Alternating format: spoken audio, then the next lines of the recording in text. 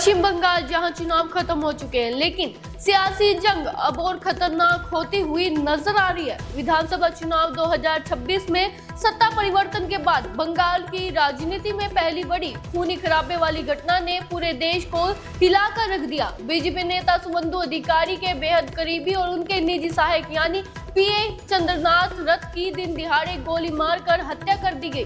क्या यह सिर्फ एक मर्डर है या फिर बंगाल में शुरू हो चुकी है राजनीति की खूनी लड़ाई? क्योंकि जिस तरह से हमलावरों ने पीछा किया, गोलियां बरसाई और फिर फरार हो गए, उसने कई बड़े सवाल खड़े कर दिए हैं। देखिए बंगाल के सबसे चर्चित हत्याकांड पर हमारी एक खास रिपोर्ट। पश्चिम बंगाल विधानसभा चुनाव 2026 के बाद राज्य का राजनीतिक माहौल पूरी तरह गर्मा चुका है। बीजेपी की बड़ी जीत के बाद जहां समर्थकों में जश्न का माहौल था, वहीं अब एक सनसनीखेज हत्या ने पूरे राज्य को दहला कर रख दिया। बीजेपी नेता सुवेंदु अधिकारी के निजी सहायक यानी कि उनके पीए चंद्रनाथ रथ की मध्यग्राम इलाके में गोली मारकर हत्या कर दी गई। इस वारदात के बाद बंगाल की राजनीति में भूचाल आ गया है।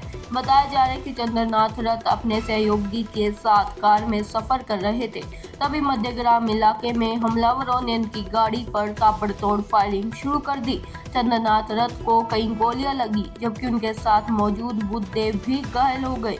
घटना के बाद इलाके में अफरा तफरी मच गई। घायल चंद्रनाथ रथ को तुरंत अस्पताल पहुंचाया गया, लेकिन डॉक्टर उन्हें बचा नहीं सके। घटना की जानकारी मिलते ही बीजेपी नेता सुवेंदु अधिकारी अस्पताल पहुंचे। उन्होंने इस हत्या को सुनियोजित साजिश बताया है और दावा किया है कि हत्या से पहले रेकी की गई थी।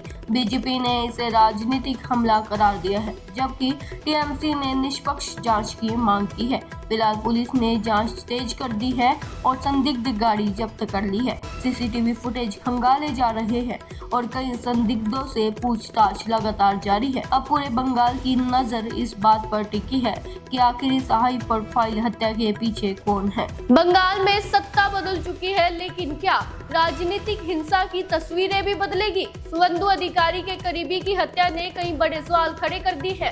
क्या यह सिर्फ हत्या है या बंगाल की राजनीति में शुरू हो चुकी है बदले की खूनी खेल?